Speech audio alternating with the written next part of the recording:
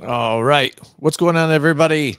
Welcome to another episode of the Blindside Blitz. I am Jim McPhee, and alongside of me is Mr. Joe DeCapita. What's going on, Blitz Nation? Welcome back. Yes, we are back again, once again, every single week for you guys, talking more football. Yes, I know it's been a long hiatus so far. Like, we've got through OTAs, we're kind of crawling through the lull of the off season, but we're going to get there, guys. It's right. I can see the horizon now. It's right there in the distance. We're going to get there. Join us every single week, every Tuesday night, 8 p.m. Eastern. This is the place to be. Listen, we're the most interactive NFL talk show you're going to find. We want you to drop down in the comments. Let us know you're here. If you have any questions, drop them down below. If you got any opinions about what we're about to talk about, we got several great topics to talk about and bring to you guys. And it's not the same whole jargon that you hear from mass media where they're like, hey, who wears the most Nike shoes on a team?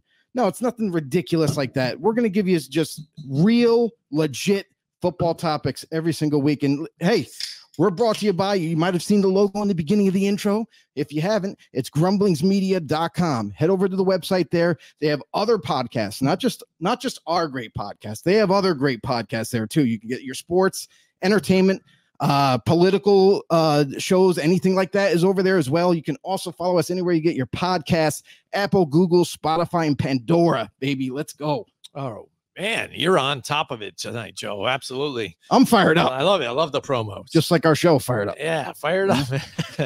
Nice cross promotion there. All right, so yeah, a lot of different stuff going on right now, but we just found out too now the NFL has created new comeback player guidelines now. So that's comeback right. Player of the Year guidelines now for the NFL. And, this has come under, controversy, especially after last year when Damar Hamlin was not voted in and Joe Flacco, who was just sitting on his couch and happened to, because of so many injuries here at the quarterback position for the Cleveland Browns, he ends up getting called in to play and only played 5 games. 5 games. Yeah. He threw 1,616 yards with 13 touchdowns, which isn't bad too. It's really pretty good. For those, pretty and good. Helped did his job, propel them into the playoffs, and came up short, but it's a good story for Joe Flacco. But that's the thing, though. Everybody was kind of looking at this and said, how did Damar Hamlin not win this? Because dude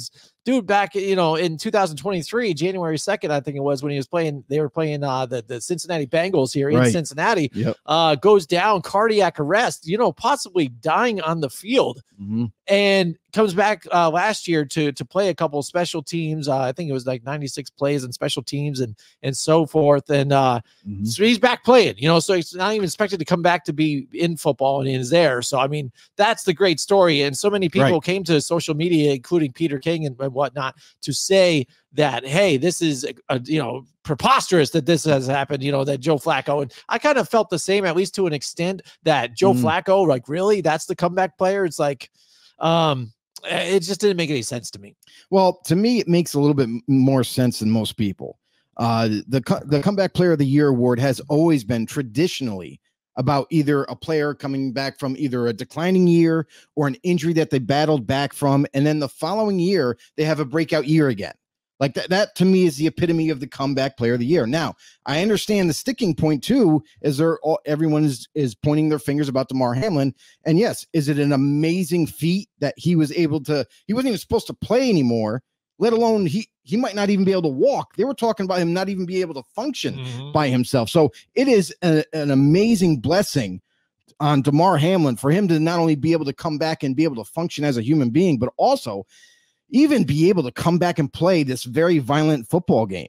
So yes, is it a huge feat? Of course it is. It's amazing. It's uncanny. Like Damar Hamlin, everybody was praying for him to not only just get better, but also if there was a chance for him to come back and be able to play this great game that we love. So amazing. And does Damar Hamlin definitely need to have an award? I think he deserves one, but my sticking point about all this is I can see it from both sides. Is like traditionally the comeback player of the year award has always been about, like I said before, declining or injury season, the season prior, and then all of a sudden they bounce back the following year and they have a breakout year. That's deserving of the comeback player of the year. Now we're manipulating and changing this rule to kind of squeeze in another additional opinion where if you can come back from a catastrophic injury to return and play football, not about can you return and play football and have played at a high level and have a great year. It's just about can you come back and play it in the game. The Damar Hamlin, I thought was a tremendous talent before the injury, before that, the very, darkening type of situation that transpired. He was on his way to becoming a starting safety for the Bills and was really kind of taken off. But then obviously bad things happened. Now he fought through it. He came back. Tremendous feat. But are we getting too crazy with all these changes? Are we getting now with awards? My thing too is you have had this comeback player award by itself for so long. And now all of a sudden, because some people are getting a rise from it and saying, oh, well, Damar Hamlin deserved it. Did he deserve an award? Yes. Comeback player of the year could be, but they could also just make another award for players like that.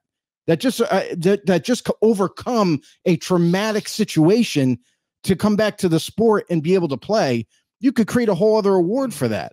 I think now that you're throwing into the equation here of now, is it going to be just about an injury, a catastrophic injury that happens, and then that player comes back and is able to play? Maybe not at a high level, but he's at least able to play. Now, is the comeback player of the year award going to always go to now those type of players and not so much of what this award was originally created for? Mm-hmm. And it's weird though, because even if you look at past winners, it's spotty, because if you look back a few years ago, Joe Burrow won, and now it's coming back after, an early injury early in his career to where he wasn't even able to really play much. So then he comes back and look, he did well, Jamar Chase with him and, lit it up the league, and the Bengals make it far deep into the playoffs. So I can see both sides, like you said, kind of as well. And I think it's understandable too, because when you talk about somebody that, underachieves or whatever, or what you might think of them, or a down season, and then all of a sudden is playing, it leaves everything open to interpretation again. So that everybody has a different interpretation of certain players. Some players might have already thought that this player was good. You look at Joe Burrow, like, oh, this guy, if he didn't get injured, we'll say, right, and then all of a sudden didn't put up great numbers, but then the next season does.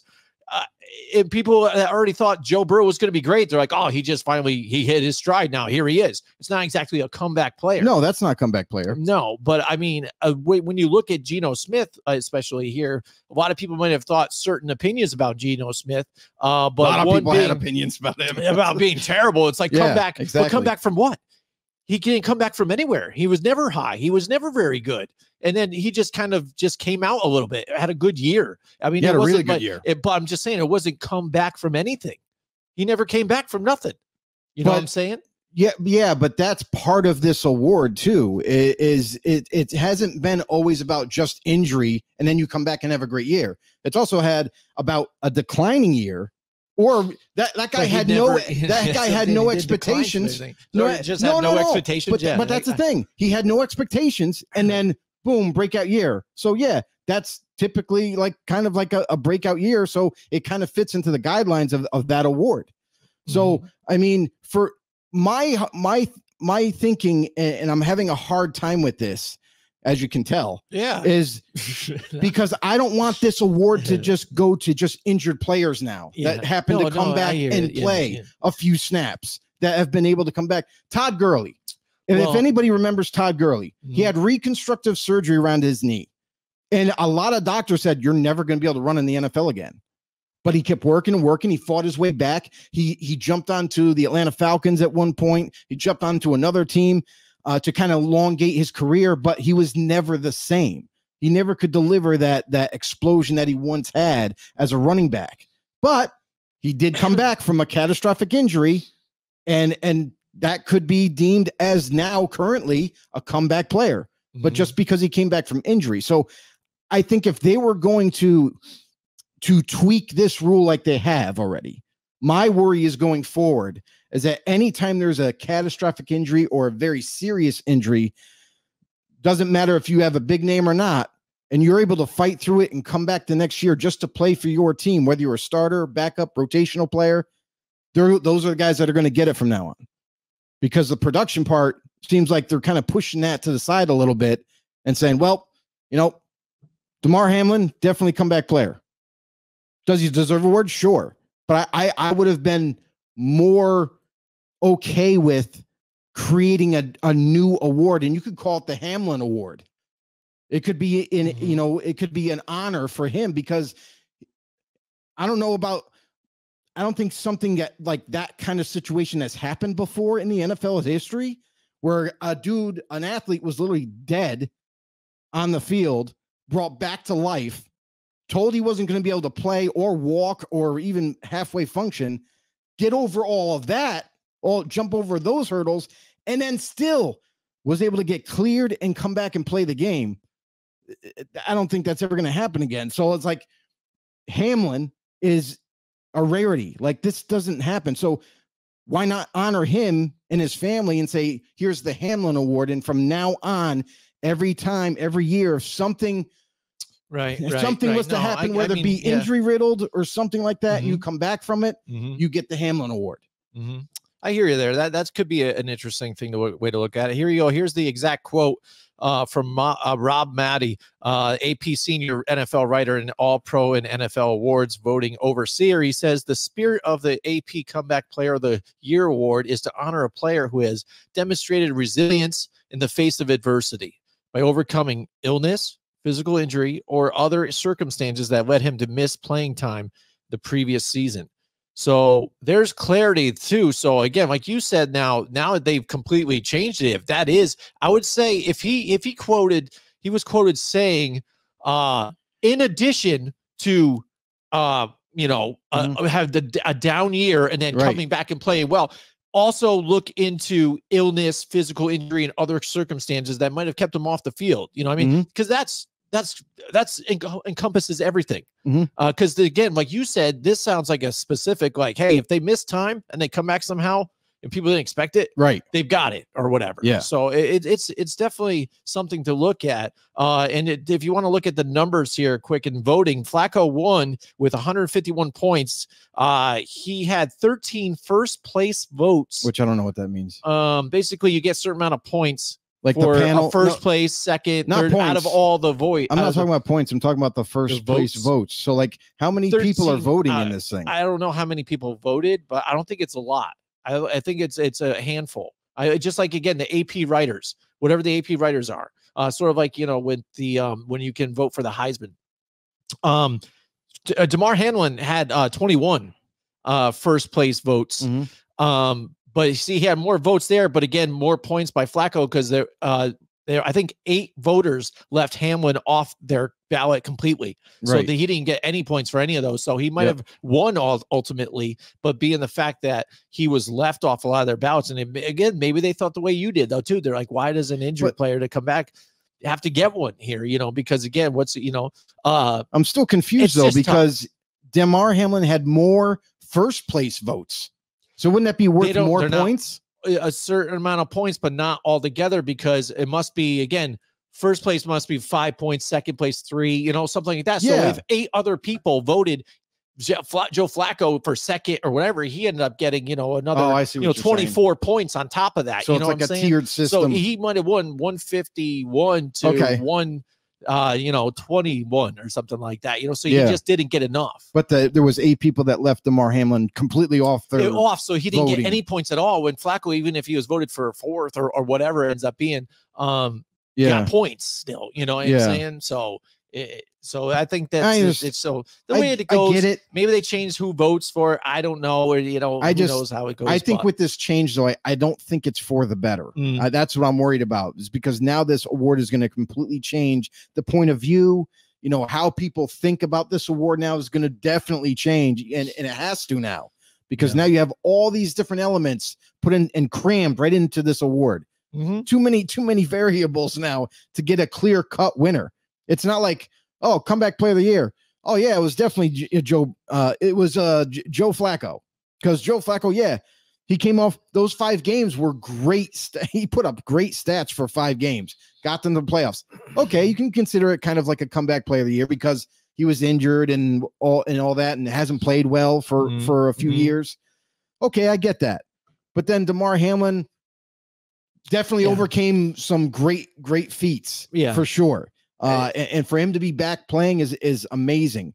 I think he deserves his own award. Yeah, for sure. yeah. And I think it's just even the fact that it was Joe Flacco who only played 5 games. That's what really did it. I mean, there should maybe be a certain amount of games back or something too, possibly, because I could see the other ones again, former ones, Joe Burrow, TJ Watt. And right under TJ Watt, when he was voting, it was Adrian Peterson. And Adrian Peterson, again, had an electric year after having that, Achilles tear or whatever, and coming back miraculously. Yeah, in a short amount of time. Yeah, short amount of time. So, I mean, injury, coming back from injury and playing. So they have voted for these types of guys before. But and then Ryan Tannehill was voted one a few years ago back too. And I don't think he was coming back from injury, but the fact that he was basically, he went to Tennessee to try and salvage his career because not being sold in on the guy in Miami, they were done with him. Like, this guy just ain't who he thought he was.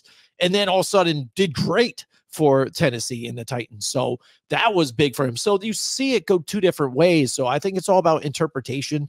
But I think, like I said, if this guy said it to where include this part in it, and this isn't what it's all about, which that might be what it meant, means, or what he meant when he said it, but just didn't say it that way. Yeah, I just think now it's going to be confusing for a lot of people voting going forward. Yeah. Who knows? And I think people are going to pick favorites as it goes too. Yeah, there's going to be uproar every year about this award. Exactly. That's what's going to happen. It goes. Yep, definitely. So okay, so yeah, that was some new things here with the NFL, and we're going to see some of this stuff pop out too as the offseason and the training camp start up, different headlines and such.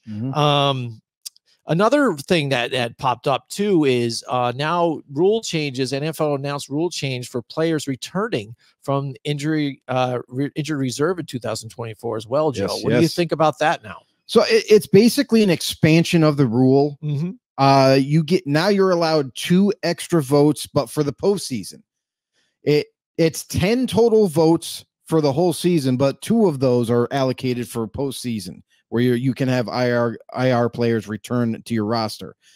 During the regular season, it's still 8. That's your cutoff point. You can only do up to 8.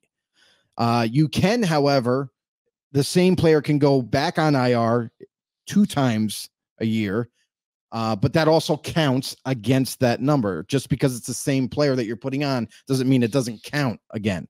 So you have those 8 times you can put players on the IR during the regular season. You got two players in the postseason that you can put IR and have them return. So I like it. I think it's good because, listen, in a injury-riddled league where it's so violent and so we see the injury numbers pile up every single year. Now that NFL's trying to do their best in terms of safety, we see them changing the rules all the time, every single year, and adding different equipment and all that. So, but now they're allowing teams that, especially that make the postseason, they can add a couple guys back to the roster during the playoffs, and that's going to help them in their longevity in the postseason. Yeah, and I see that when players when they're designated to return, they also must remain on the reserve list for 4 games, just like it's always been. Yeah, and then after a player is cleared for practice, they have 21-day window. Yep. So same deal. That's big for some teams heading into the playoffs, where we've seen a lot of teams look at the Miami Dolphins get those problems in the playoffs and not be able to have some more guys, because you have to have a cut down day during right when you hit the playoffs anyway. So that's going to be big to have those 2 extra spots at least. And we've seen this now too, and even what they do with the quarterback now and having that designated backup to a backup, 3rd or 4th string quarterback. We're just adding on to this. So we're just giving teams more options. So, and I think that the NFL is trying to do this so they can have a better equality when it comes playoff time and see teams at their fullest and the best that they can be, and not have, like, say, injuries put them out and not put up a stinker of a game for one, but then also give them a bit greater shot to do something here. Well, yeah. And obviously it depends on the player that they're adding, bring it back or whatever. So, yeah, I mean, and that's the cutoff though, too, is like playoffs. You used to, like last year, postseason kicks in, you can't have anybody return. That's it. Your roster's final. Even guys that were like ready, maybe if they're ready, the second round of the playoffs, like, hey, if we get past the first round, we can bring back so-and-so, going to really help us out. Now you can do that. So that's the advantage, is now you're going to be able to bring back whoever it may be to help you possibly win the next round or the current round or what have you. All right. We've got back to the Stone Ages with us again tonight. Stone Age. Back to the What's Stone up, Age. bro? He says, yo, this all sounds like too many nerds trying to get their hands into the NFL pot. And he's talking about probably the voting here for the comeback player of the year. Yeah. Yeah. I mean, that's what it is. It ends up being a lot of times. And that's the thing. Sometimes when you have this excluded, exclusive type of group that gets to vote in things like the Hall of Fame and stuff like that, they hold grudges and stuff, and it's all people in media. And that's the thing too, because media controls a lot of what goes on and what everybody views and sees and hears and throughout the world with everything, not just the NFL, but everything all around us. And they'll tell you what they want you to hear and things like that. So you have to really search wherever to try and find like-minded things or real news that you can develop real opinions about. But these writers, like I said, again, they feel a certain way and stuff. And that's why I think Peter King and Ed came out and was kind of like, this is ridiculous. How do you not do this? And blah. So when his vote feels like it didn't count, he had to go and make a stink wherever he can write about it too, as well, and speak his mind and part about it. So I think that stuff's pretty hilarious. Do you know that Peter King is done with everybody? Like he does his own thing. Yeah. You see that now. You see a lot of these guys and ladies as well, especially now as these big conglomerates with ESPN, now NFL Network on top of it too, cutting bait, all these guys and trying to sign these newer guys to cheaper probably contracts here and there. Absolutely. But the older style the goats, really. Goats, you know what I mean? The guys that have paved the way. The real, writers and things like that are out there freelance, and you get to see that. And I think it's really interesting, especially for guys like us and podcasters out there.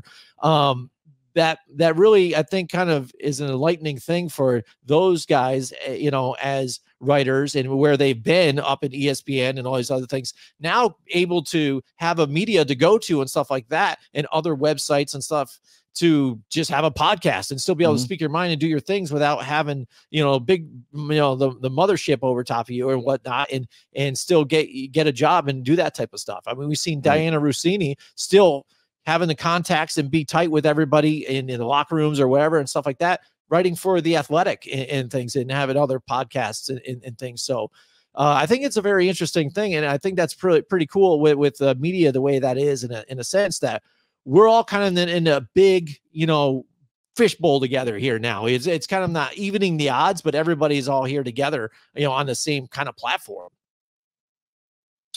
All right, so Joe, all right, I had nothing to say about that. No, you don't agree? That's fine. All right, so Joe, that's right. We are the Blindside Blitz. Joe had mentioned there are a bunch of different shows that are on grumblingsmedia.com, also on their YouTube page. Check them all out. We're also on Rumble. So if you follow podcasts like political podcasts, sports like us, entertainment, just go to grumblingsmedia.com, check them out. There's a bunch there, a bunch of different options. The NBA playoffs just wrapped up. They're talking draft up there too. So it's going to be very exciting to see that. And we just wrapped up an interview with Big John and his big questions, right. Joe. So that was a lot of fun. That was excited fun. To be part of that. I haven't listened to the episode yet, but you guys can also listen to that episode. Just go to Grumblings Media on YouTube and you can watch that episode to learn a little bit more about us, kind of peel back the curtain, Joe, just a little bit, right? A little bit about us. So one real quick thing I want to add to that too is I know sometimes people have trouble commenting or whatever, and it does depend on the format that you're on. So if you're on X, formerly known as Twitter, you have to tap onto the video. I believe it's the title or the actual video, and that'll bring you into the live portion to where you can comment down below. Obviously it's so easy if you head over to YouTube where you just comment, there's no real issue, but I know some people have been having an issue over at X. So if you guys are still listening or whatever, heading over there, make sure you can drop a comment down there for if you want to be heard or if you want to ask a question, you're free to do so. All right. So Joe, again, with all the different things going on and gearing up right before camps, like we said, it's kind of slow a little bit. We're in a lull. So we are. We found an article here. I want to say, I don't know if it was from Bleacher Report. Let me look it up here. We'll say Bleacher Report. Yeah, something like that. I saw an article. It's probably here, CBS. I think it was CBS. It could be CBS Sports. Yes, that's right. And they talked about NFL teams that are failing their rebuild plans. And I thought that was really interesting too. Because we had even touched upon this a little bit, a couple of weeks ago, and when we were looking at, biggest questions for some teams and stuff. And this is part of that whole thing, teams that were in rebuild mode and they're still kind of stuck in limbo right now. They still suck. You still suck. So they bring up a handful of teams, and I figured we could just go through a couple of the teams here. I think they brought in five or so, something like that. I guess the first one, the obvious choice for them is the Carolina Panthers, Joe. Yep. Now, what do you think about this one? Do you agree? Possibly, most likely you do here. But what is it with the Panthers you think that has led to them failing on their rebuild? I think it's too early to even say that they failed on a rebuild. They haven't even rebuilt the team. Like, they're still in the beginning stages. They just drafted their quarterback in Bryce Young. They're hoping they can further develop him along the way. This upcoming season is his second year. Like, the rebuild just started, literally. The unfortunate part is this season they did lose some players on defense. Frankie Louvu, the big time linebacker that they have had, the backbone of their defense. He ends up leaving. They also Brian Burns, a premier pass rusher in this league. He gets traded over to the Giants, so that's another big loss. So they've lost a few key defensive players, and they've kind of replaced them with Jadeveon Clowney, as far as the pass rusher goes, but you're not going to get sacks out of him. He might be able to help you in the run game or create pressure, but that's about it. They've managed to improve on offense now coming into the second year of Bryce Young's tenure. They added some wide receiver depth. They trade up and got Xavier Legette, who I think the kid could end up becoming a really good receiver in this league.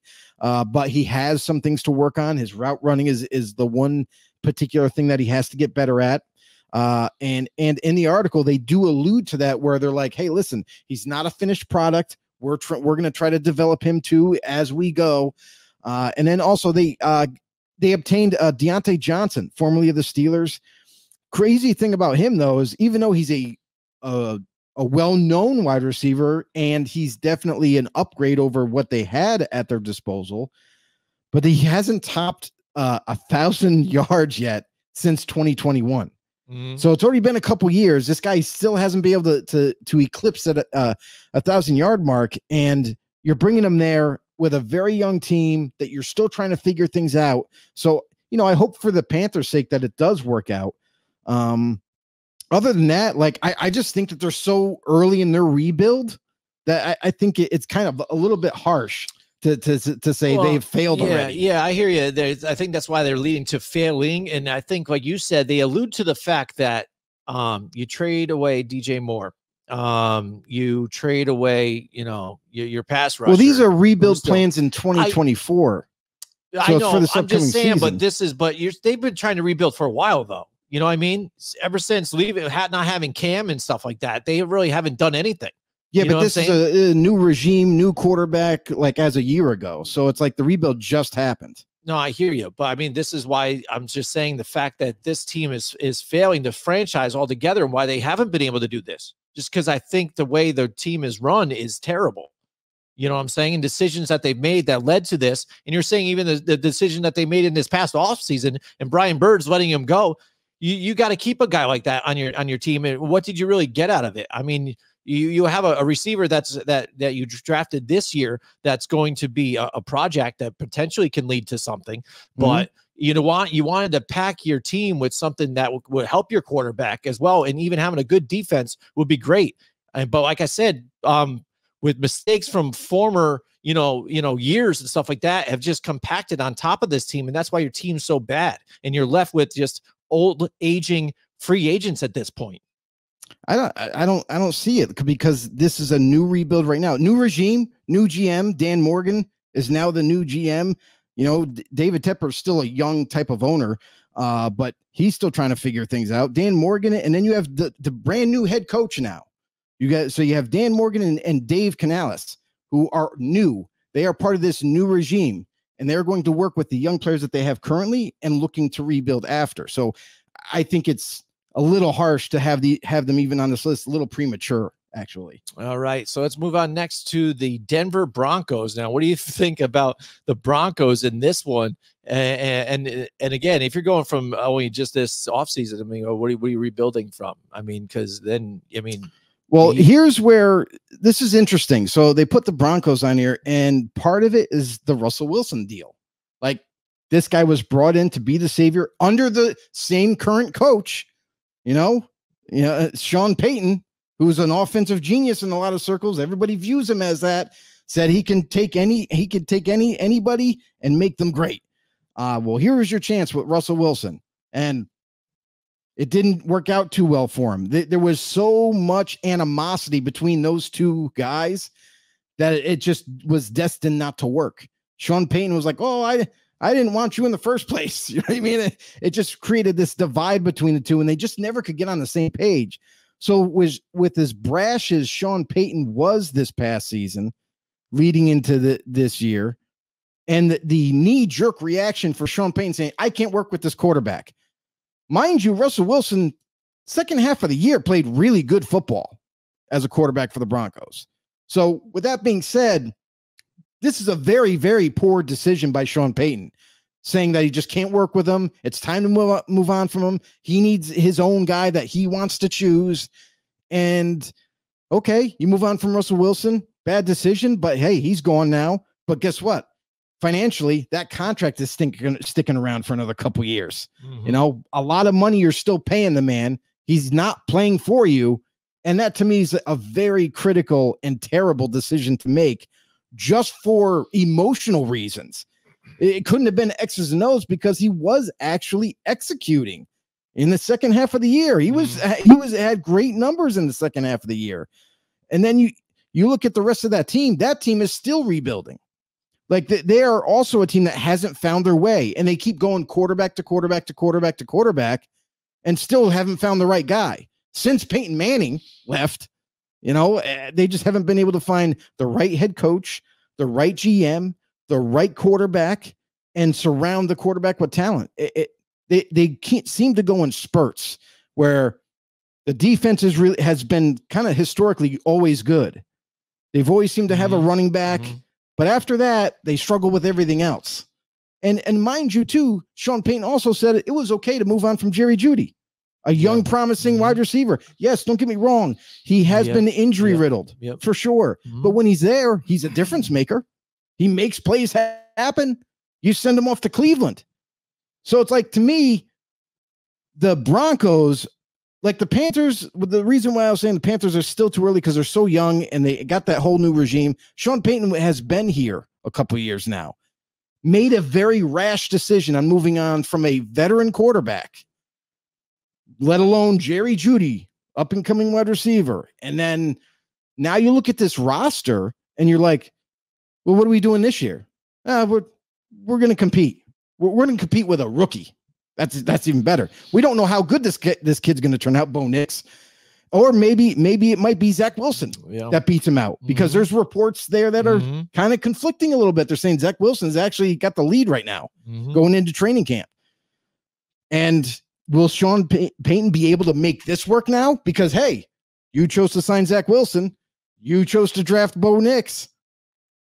Now it's up to you, bro. Like, are you going to be able to turn this thing around and at least show, not saying that they're going to be able to compete for the division, but you have to show progress.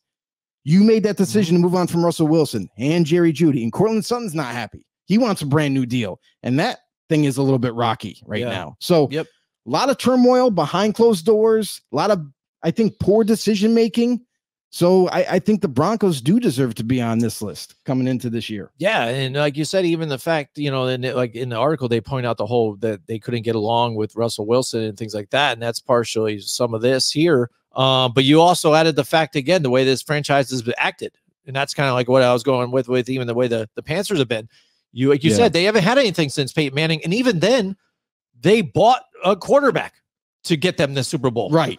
You know what I'm saying? Yeah, I know. Because they drafted many times. By the way, who was the GM? Who was the GM at that time? John Elway. John Elway. So, I mean, I can't draft a quarterback to save my life, even though I am one. Yes, yeah, and that's what I mean. And that's why, I mean, when you see some of these teams, not all of them, but a couple of these, you look at it and you're like, just, not what run well organizations, a lot of times. Right. And this is what happens. And when you get desperate for things, this is what you do. So this is why you had that Nathaniel Hackett try to lure in, your Aaron Rodgers didn't work. He didn't do so well.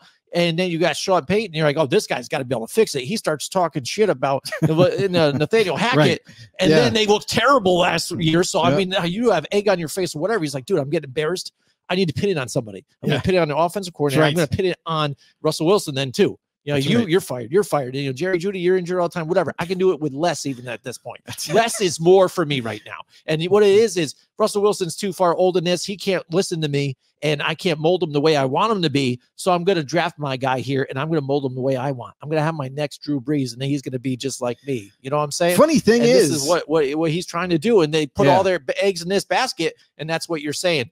It's make or break in this one, because either the Broncos, for one, can look terrible. And same thing with Sean Payton. That's why I even asked about it. And it is kind of preposterous, but you got to kind of throw it out there and ask the question, what does this do for Sean Payton as a head coach and his legacy and stuff like that? If he's not able to fix the Broncos here, it all, Drew Brees? The funny thing is Drew Brees wasn't a young rookie or anything like that. No. So it's not like you were molding Brees either. Mm-hmm. Brees came over. Brees was already a really good quarterback in the league. And he had that crazy shoulder, elbow surgery, and people didn't think he was going to be able to throw a ball again. Like, talk about comeback player of the year, right? We're talk about Drew Brees in that situation where he came to the Saints, they cleared him, and all of a sudden history was made with the Saints, won a Super Bowl. So already a vet though, like, you didn't mold him. So like, for him to make kind of like that statement or that kind of conversation to be known about how I want to mold a quarterback. When have you molded a quarterback to be a winner? Never. Yeah. So, okay, you got your wish now. You kicked out the vet that you had, who has been there, done that before, knows the nuances of how to be a pro in this league, and now you're starting fresh. You got a young quarterback in Zach Wilson. You got a rookie who hasn't even touched a blade of grass yet, during the regular season, and Bo Nix.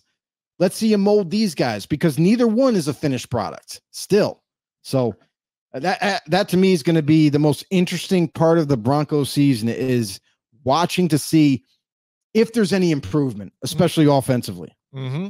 All right. And next up on their list here about the failed rebuild is the New England Patriots. And again, we got to bring up past experiences here. And ever since Tom Brady left, that's what they've been trying to do. They've been trying to get back to the promised land, back to what they were, right? And now it failed miserably with the failed attempts of trying to figure out who's going to play offensive coordinator. Hey, let's try it. Let's have the defensive minded coach play. Picked all the plays. That's a great freaking idea. What I'm saying? Right? So Bill Belichick's out now. So I mean, like you said, there's going to be a different regime here. So we're going to see a different feel and give kind of like. Maybe, a pass for these guys this season, because you guys see what they're doing, because no more Mac Jones. They've given up on that project, and they're moving forward here now with Drake May, and, they bring in the vet, Jacoby Brissett and stuff to try and get things going and steer the ship. But so, I mean, they kind of get a pass, I think, in a sense, but they truly have failed. And so that's why people have kind of questioned, was it Bill Belichick or was it Tom Brady in this whole thing and had success? And I really love Tom Brady's Hall of Fame speech, by the way. Yeah. Right. Inducted into the Patriots Hall of Fame speech. And, I thought he would be one of these guys that I liked more when he's not playing after retirement, because we saw it kind of with this guy, and everybody's kind of said like, dude, he's just a likable dude. He's really a good dude. And I can see that he is very relatable. He's just a very harsh competitor. And that's what you saw on the field all the time too, and why you really love to hate him too, especially when you add all the things you're hearing about cheating and all this other stuff. It just made it worse. But what he's preaching out there, what he said on the podium, and even what he said about Bill Belichick and that it wasn't him, it wasn't me, it was us together. I mean, all the right things. And they, ever since then, though, they've been struggling and have not found the way. Yeah, you know, and it's interesting to bring up Tom Brady, because like I didn't like him in his younger years. He just, to me, he came across, yes, he was always passionate, always like, you know, gun ho and all about football. And I love that. I love that, and that intensity in a player, that passion that he had. But what I didn't like is the fact that like he come off real cocky, you know what I mean? Because they were winning all the time, and he was just like basically nonstop. Basically, he could literally tell you the play if you're on defense, and he's still going to make you look stupid. So, I mean, that part really bothered me. But as he got older, you saw him change little. Not the passion, not the intensity that was always there, but that cockiness turned into like professionalism, where he's like, I know I'm great. I don't need to boast about it anymore. I can just do what I got to do. And that's where I started to like him a little bit better. But anyway, getting back to the Patriots here. Again, this is like one of those things where like they threw this team in here, and it's like going into 2024, it's a new regime. They finally decided to move on from Belichick. They finally decided to move on from all the old coaches that were there for so long, and said, hey, we got to shake things up. Maybe we get a little bit more modern. That's what I'm curious about with this new regime. Is I don't know what this offense is going to look like. I don't know what this the defense is pretty much going to be kind of the same. It'll be similar, but it's going to be in Gerard Mayo's vision. You know, Belichick taught him well. Now it's like, does he make any tweaks now that Belichick is gone? That's going to be interesting to watch. But offensively is going to be the most interesting part of that team, where it's an open book. You know, I'm curious to see, do they go to like, you know, a balanced offense? Do they do more power running and then kind of play off the run? And so it'll be interesting to see on that part. But this is a whole new regime, new head coach. You know, everything is new now.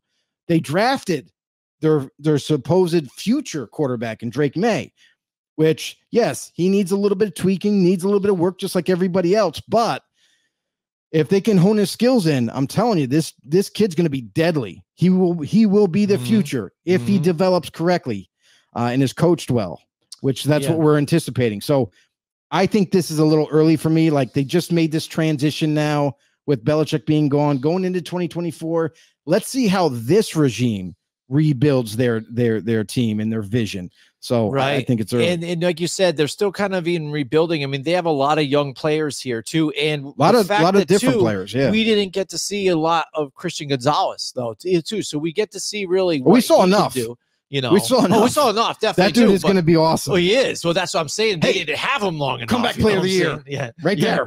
Christian Gonzalez. It could be. You know, let's just call it right now. How about that?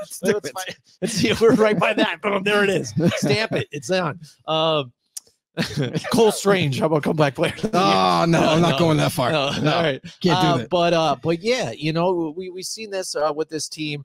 They've never been really built on a lot of different, you know, big playmakers. They just learned by the Patriot way. Let's see if that translates with Gerard Mayo here. Now it's going to be the Mayo way. The Mayo way. Ooh, I like that, man. You should tell him about that. He should totally freaking. I'm getting shirts made up, guys. All you Patriots fans out there, it's going to be the Mayo way. The Mayo way. Oh man, that just rolls off the tongue. I'm a marketing genius, Jim. I don't know if I told you that. That is amazing. I love that. All right, so, but yeah, the Patriots, they haven't. But again, I'm kind of giving a pass. I mean, you know, I hate, you know, what we talked about, you know, with that interview too with John too, which you guys have to check out on Grumblings Media. You know, we talked about, you know, teams you maybe root for. I'm just kind of open now too, because I like certain storylines and I like to follow them, and I like to see and root for certain things. So now that I can't hate the Patriots anymore because Tom Brady's not in there and they're not winning all the time. I'm kind of interested to see how they turn out with this. So I really like Drake May. So I want to see what happens with this team. And if they get better, I don't know if I exactly hate them. You know what I'm saying? Because you don't have the whole, video gate or whatever, and all this other crap, and deflate gate and things, behind them and, winning championships. Yeah, that's all. It's kind of funny though. That's over and done with now. But like the Patriots as an organization, have been winning for such a long time. Mm-hmm. I don't think that there's any love lost between other fan bases. I think they still want them to lose. They want a lot of other teams' fan bases want them to go through what some of are still going through. Yes. The pain of losing and not being very good. So we'll see how this all shakes out. But I think they have a great situation. Mm-hmm. They still got continuity and sustainability, stability actually. For that organization with having a coach like Gerard Mayo, kind of filling that head coaching role now, who's been there for years under the tutelage of Belichick. And then he has like-minded views, but I'm interested to see the tweaks and the changes that are made going forward for this organization. All right. Next up, they've got the New Orleans Saints, Joe. What do you think about this one? Because again, I feel like now as we go through these lists, I feel like we have to come up with our own list again, because I don't know, because I don't really see the Saints as a rebuilder. Yes, they have to kind of do something different since Sean Payton has left. So Dennis Allen kind of picking up, where it kind of left off. So he's kind of like Sean Payton got it going. Shit's gonna go bad, so he kind of left and he's like left him holding the bag of money. Right, he kind of like, here you go. He's like, he definitely did. Him out. Yeah, you know what I mean, and got out of that whole contract or whatever. And now he's with the Broncos. So Dennis Allen's left there, defensive mind coach, and has to figure out how to get this team back to the success that they've had. And again, I think this team kind of gets treated unfairly with this whole type of rebuild. I mean, last year I think they even had did they go 9-8 or something like that last year? I want to say they were right there knocking on the door to get into the playoffs again, or at least take the division again, despite starting off kind of rocky and Derek Carr constantly getting dogged nonstop. And what weapons did you have? You know what I'm saying? Well, they had a few weapons, but the problem was protection. Their Carr had no time. Yeah. There was it was almost like there was no tackles there. It was like there was two guards really in the good center. numbers again last season. They were terrible. Yeah, but that's the thing is Carr has overcome very bad football touchdown to and very bad personnel around him, and still pulls off wins and what have you. But you think about Rashid Shaheed was there. He started to come up and make big time plays. Chris Olave, obviously everybody knows that name. And then Juwan Johnson came on later in the year because he was still going through an injury. Like they had players, they had potential. Kamara was in and out of the lineup the whole season. So if you're going to pin this on Derek Carr, you're sadly mistaken. This is what bothers me completely about Saints fans. The majority of Saints fans are led to believe that it's all Carr's fault because he's the new guy in town, that we got to point the blame at somebody. It's got to be him. How about no? After Drew Brees left, this is the best thing that ever happened to you. This guy is actually helping to pull off wins with not a lot of protection at all, let alone he's throwing to Rashid Shaheed and Chris Olave, and half the time Chris Olave is disinterested and doesn't even run his route all the way. So it's like there's been variables throughout the year. And by the way, Pete Carmichael as offensive coordinator, atrocious. That's the best thing that the Saints did this offseason was fire him and start over. So with all that being said, Carr's not the problem. What it is you need to keep building that offensive line. And they did that this draft. They were lucky to draft Talise Falaga, who I envision locking down that right tackle spot because there were rumors about Ryan Remchek retiring. And I'm like, okay, this is a smart move. They get Talise Falaga, they can insert him. Ryan can retire if he wants to, but no, Ryan decides to sign an extension, and then they move Talise to left tackle. Now, I don't know how that's going to work out because he's never played left side at all. Sit down. So, but anyway, he's got to be better than anybody that they had on that left side. Even if he does screw up, he'll still look better. But this team, I have a hard time with this article because it is about in 2024, this rebuild failing in 2024. But this rebuild has been happening for the last 5 years. And they haven't had that answer until last season with Derek Carr as a quarterback. That's really, this team has been talented and has been ready to win, but then they go through injuries and they don't have their quarterback and they keep trying to find the next guy. They give Jameis Winston a shot. That didn't work. It was just one guy after another. Now that they finally have a quarterback that can win, a quarterback that can deliver, now surround him, get him better protection up front, get him even an extra wide receiver. You know, they got the A.T. Perry. I think A.T. Perry is another guy to watch out for this year. He could have a breakout year.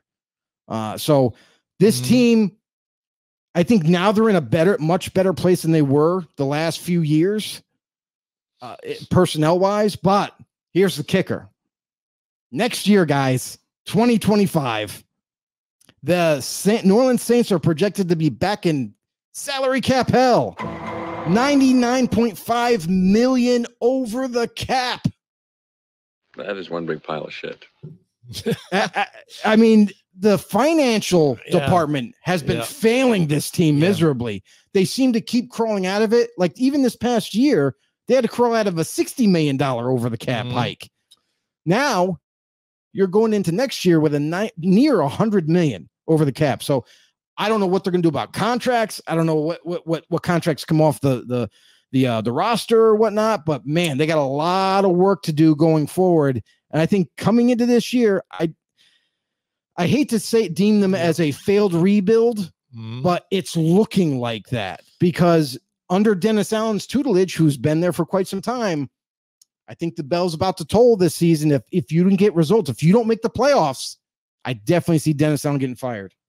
Yeah, and that's what they've talked about, even too. Hot seat, Derek Carr, Dennis Allen, they're tied together. We talked about it too. Yeah, and I can see where you're coming from here too. And like you said, that's kind of strapped them. The terrible contracts that they've had in some of these crazy players.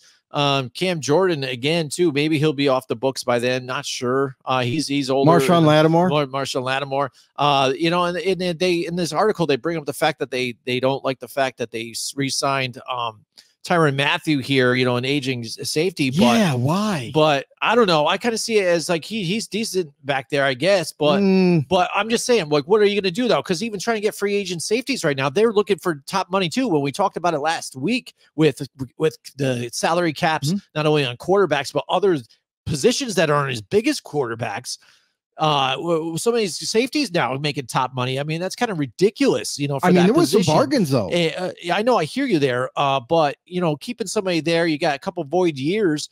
And bringing in Willie Gay, which I really like, and Chase Young could do something with that. Those guys are familiar with each other, so maybe Chase Young, if he decides to work the whole season, could do something Stay here. Healthy, you know, would you? This is his only shot. You know, the way I look at it too. I mean, he's too young. I mean, but I know, but I'm just saying he's. You know, the Commanders moved on from him. You know, yes, he was able to get to the Chiefs and kind of jump that bandwagon a little bit. So he was on the 49ers. Yeah, sorry, 49ers here. But listen, they were only 1 year deals. Like he's like on the Jadeveon Clowney train. Right end of his rookie deal, the Niners let him go. Right, he signs a 1 year deal now with the Saints. Like it was with Washington. I should say that originally was with Washington. Signed a 1 year deal with the 49ers. You know, and now with the Saints. He's only 25 years old, believe it or not. Like it's to me, it seems like he's been in the league for 10 years, but he's only 25.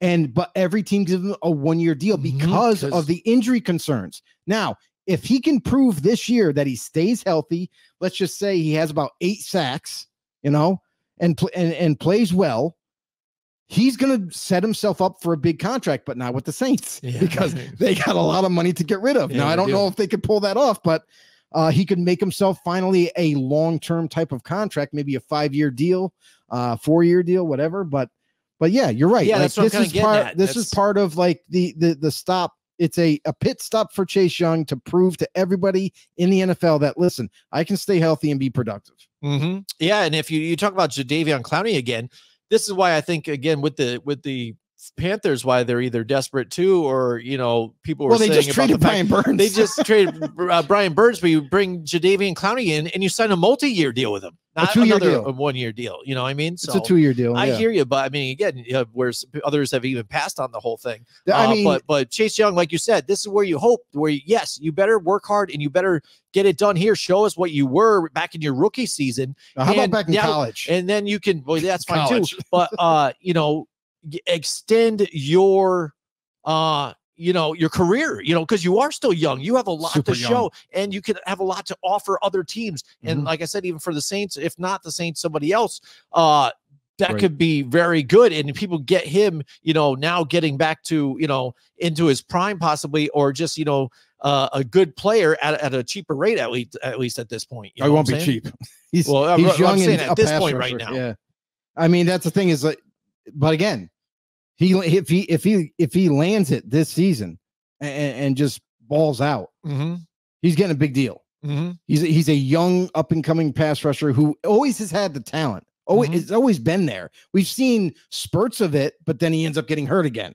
And that's kind of the big caveat of it all, is that just needs to stay healthy, and we'll see what he can do if he does. I hope he does stay healthy, because I'm curious to see what he can do with a full season. Yeah. So again, like you said, attack the offensive line, did a little bit on defense here, and they were still in it last season. So when people and I are talking about, with Hard Knocks now going to be with the AFC North, and there's going to be interesting because that division last year had every team make the playoffs. Amazing. This division, I thought, has been tight for a while now with the NFC South, and I think it's going to get even more interesting this year. Now you have Kirk Cousins there too, as well, with Baker Mayfield, and now Derek Carr and the Saints. Kyler Murray coming back healthy with a Marvin Harrison Jr. So this is a division I think that could be very interesting to watch as well in the NFC picture. So I agree. So it'd be interesting to see what they end up doing. But you know what, Jim? It's weird too. Is like you bring up this division that is also interesting, and you're right. But every division, it seems like in the NFL right now, is interesting. For the first time, last year we weren't really sure. This year, everybody got better.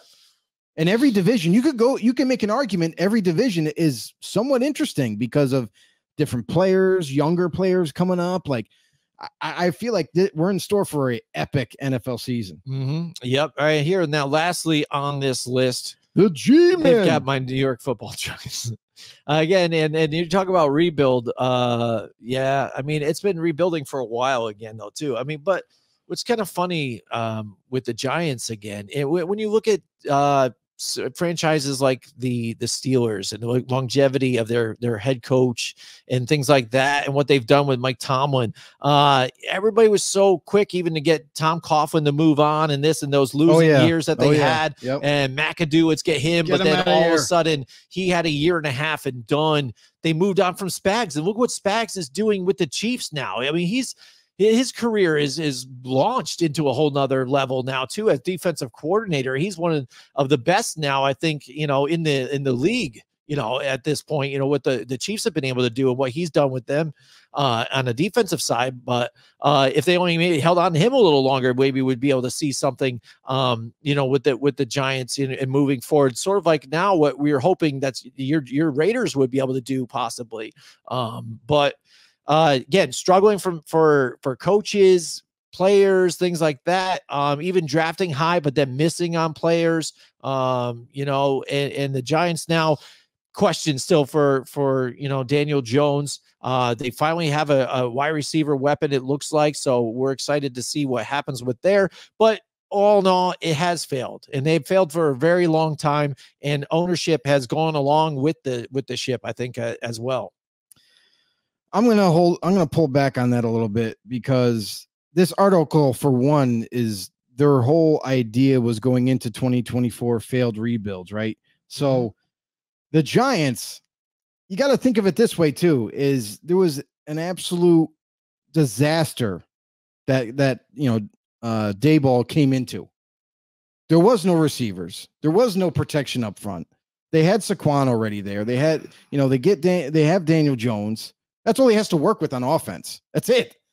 There's nothing to work with. Right. And it's going to take time. It's going to take probably 4 or 5 years total since he took over to kind of start to see any kind of remnants of it getting better. And with Joel Shane now as the GM, at least he's making smart decisions. He brought in, just think about it, this team from where it was to now, you have to admit that it is better on paper. Like the personnel is definitely better. Like the offensive line, they brought in some veterans. That's going to shore that up this year. They drafted Malik Neighbors this offseason. Finally got a number 1 wide receiver to throw to. They managed to bring in some vets. I think that some regimes take longer to fix than others because some regimes just don't have all that, like half the talent that other teams do. So I think that the Giants are making the right decisions so far, and you're going to see a better product on the football field this year because they're finally starting to get to add high talented individuals to that offense. The defense is going to be different. So I'm kind of don't know what that's going to look like, scheme wise, but again, they got Brian Burns. They're going to they're going to have Thibodeau on one side, Burns on the other with Dexter Lawrence in the middle. Like, dude, that is a really good D-line. That could be one of the D-lines most feared in that division. Mm-hmm. Because I don't know what the rest of the scheme's going to look like, but they do have talent already on that side of the ball. Now you look at this offense, looks better. Let's see if they can execute. Daniel Jones returning. I don't think this is a failed, I don't think this is the end result yet. I don't think it's a failed rebuild just yet. Now it takes a turn for the worse. And despite the changes in the drafting and the decisions that they've made up to this point, all of a sudden the train falls off the rails. All right, then we can call it a failed rebuild. But right now they're still building momentum. Yeah, I mean, I can see that, I guess, too, by some of the differences and the changes they have made. Last year was very strange, again, because you're coming off a year that looked pretty good for you, and then all of a sudden you're just laying out stinkers, getting demolished by some people that you really should have beaten already. And that's what you mean. You look at the team on paper and it looked okay. Cause I'm even looking at it and I'm like, oh, cool. Darren Waller on top of these guys, and this is going to be cool and blah, blah. And it never really turned out. You're like, oh man, this guy didn't even do nothing. And this no, cause he just sat out all the time. Yeah. And then, and that's, I'm trying to think of it. Just seemed like for so many different injuries, and yes, every team has injuries, but it seemed like every other week somebody else was going, and you never had the same wide receiver core on the field too, as well, on top of it, in that offensive line to boot. You didn't have your starting quarterback so much that even Andrew Thomas was injured multiple weeks too, and I think even too just resting it extra time to make sure, because they knew they had a losing season going.